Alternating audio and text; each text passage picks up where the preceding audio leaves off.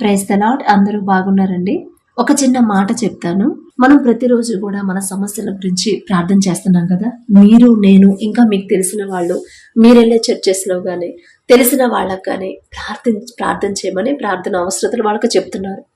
అయితే ఎన్నో నెలల నుంచి ప్రార్థన చేస్తున్నారు, ఎన్నో రోజుల నుంచి ప్రార్థన చేస్తున్నాం, అయినా సరే జవాబు రావట్లేదు, సమస్యకి పరిష్కారం కూడా రావట్లేదు. ఇక అప్పుడు మనకి ఎలా అనిపించింది?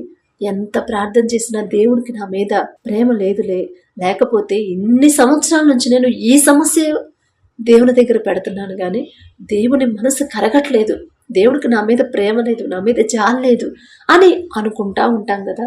ఒక్కోసారి అలాంటి ఆలోచన, అలాంటి హృదయం, అలాంటి మనసు మనకు తెలియకుండానే మనకు వచ్చేసింది. అయితే ఒక్క మాట మీరు గుర్తుపెట్టుకోండి. బైబిల్లో ఒక మాట ఉండిద్ది, ఏ పాపం చేసినా, ఎలాంటి దూషణ చేసినా సరే క్షమాపణ ఉంది గాని పరిశుద్ధాత్మ విషయంలో దూషణ చేయు వారికి ఎప్పుడూ కూడా క్షమాపణ లేదు. నిత్య పాపము చేసిన వాడే ఉంటాడని నేను చెప్పట్లేదండి.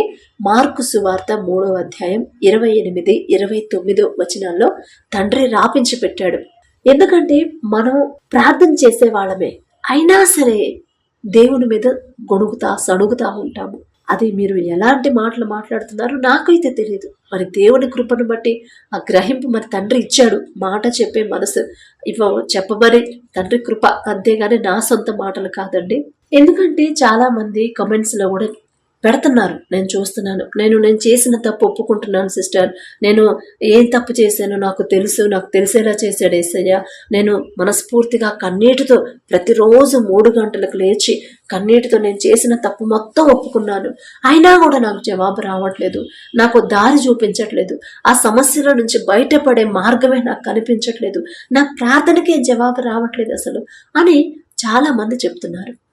అయితే మీరు ప్రార్థన చేసేటప్పుడు అంటే మీరు ఏమేమి అనుకుంటున్నారో కూడా కొంతమంది కమెంట్స్ లో పెడుతున్నారు.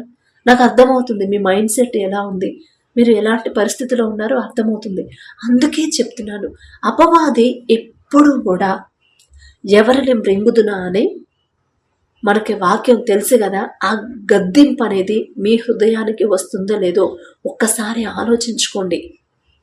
ఎవరిని మృంగుదురా అని అటు ఇటు తిరుగుతూ ఉంటాడు అపవాది.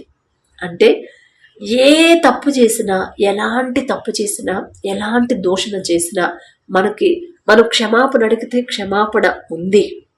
కానీ పరిశుద్ధాత్మ విషయంలో దూషణ చేయువాడెప్పుడును క్షమాపణ పొందక, పరిశుద్ధాత్మని దేవుని దూషించిన, దేవుని మీద సడిగిన, దేవుని మనసు నొచ్చుకునేలా మనం మాట్లాడినా, ఆలోచించినా కూడా ఇక క్షమాపణ అనేది మనకు రాదు. జవాబు రాదు, ప్రార్థనకి జవాబు రాదు, సమస్యకి పరిష్కారం రాదు. ఇక మనకి అనేది మనం ఎప్పుడు కూడా నిత్య పాపము చేసిన వాడే.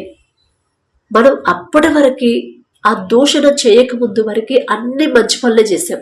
బైబిల్లో తండ్రి చెప్పినట్టు అందరితో ప్రేమగా, ఎవరిని మోసం చేయకుండా, ఎవరికి అన్యాయం చేయకుండా, మనకు చేతనైనా సహాయం చేస్తా, అంత బాగానే ఉంది, బాగానే చేశాం.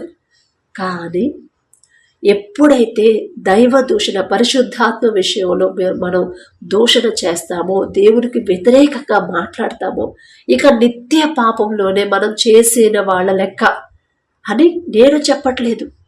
తండ్రే మార్కు సువార్తలో రాపించి పెట్టాడు. ఒకసారి మీరు చదువుకోండి, 3వ అధ్యాయం 28, 29 వచనం. మీ నోటితో మీరు ఏం మాట్లాడుతున్నారు? నీ నోటితో పాపము చేయకుండానట్లు నీ నాలుకను జాగ్రత్తగా కాచుకోమంటాడు తండ్రి. మన నోటితోనే పాపం చేయాలన్నా, మన నోటితోనే ప్రేమగా ఉండాలన్నా, మన నోటితోనే దేవుడికి ఘనత రావాలన్నా, మన నోటితోనే దేవుడికి మహిమ కలగాలన్నా మాట్లాడే మాటల్లోనే ఉండింది. మనం ఇక నిత్య పాపంలోనే ఉండాలన్నా కూడా మన నోరు చాలా జాగ్రత్తగా ఉండాలి. ఎలాంటి పాపం అయినా సరే క్షమాపణ ఉంది. కానీ దేవుని విషయంలో దేవునికి వ్యతిరేకంగా మాట్లాడుతున్నారు. మీకు అది అర్థమవుతుందో లేదో, ఆ గ్రహింపు మీకు వచ్చిందో లేదో నాకైతే తెలియదు. తండ్రి మరొక్కసారి మిమ్మల్ని గద్దిస్తున్నాడు, మరొక్కసారి మిమ్మల్ని హెచ్చరిస్తున్నాడు. ఎందుకంటే దేవుని దృష్టిలో మీరున్నారు. ఈ మాటలు మీరు వింటున్నారు అంటే దేవుని కృప, దేవుని దృష్టిలో మీరున్నారు. కానీ దేవునికి వ్యతిరేకంగా ఎవరైనా మాట్లాడుతున్నారేమో ఒక్కసారి ఆలోచన చేసుకోండి, పరిశీలన చేసుకోండి. అమ్మో, ఈ మాట నా తండ్రి నాతో మాట్లాడుతున్నాడంటే ఒకవేళ నేను నాకు తెలియకుండా ఎప్పుడన్నా కోపంలో దేవుడి మీద సడిగానా, దేవుడికి వ్యతిరేకంగా మాట్లాడానా, అమ్మో అంత పెద్ద తప్పు చేశానా అనేది మాట్లాడే మాటలు జాగ్రత్తగా ఉంటున్నానా లేదా అని మనం గ్రహించుకోవడానికి, మనం జాగ్రత్త పడడానికి తండ్రి చెప్తున్నాడు మనతో.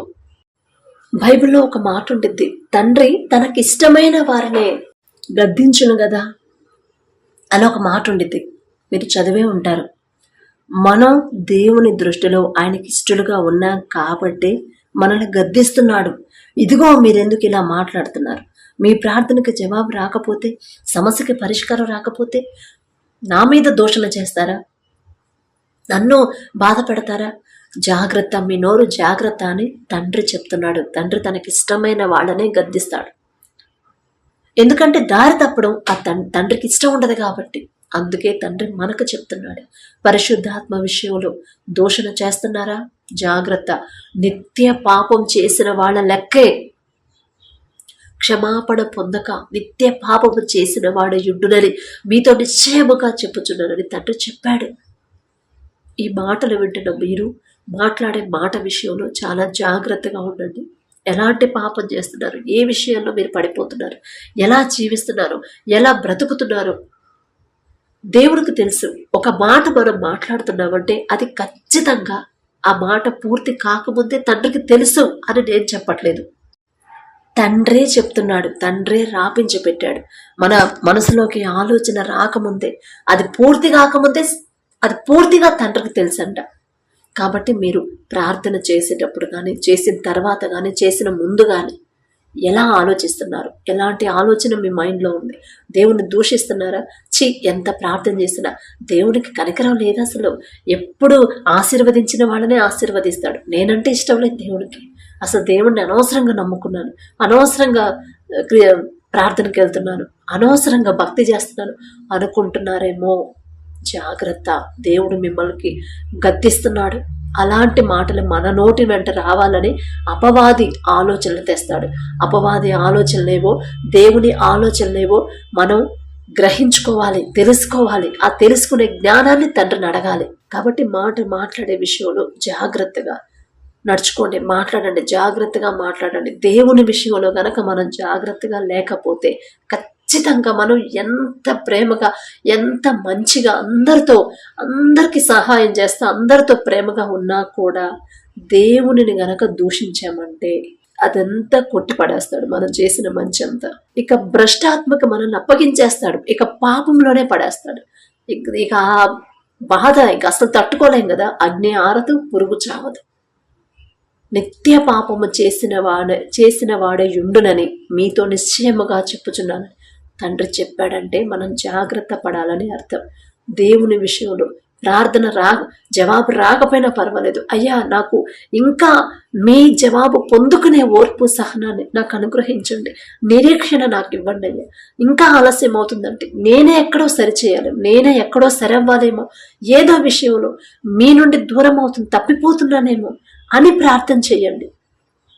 కానీ దూషణ మాత్రం చేయొద్దు, దేవునికి వ్యతిరేకంగా అస్సలు మాట్లాడొద్దు.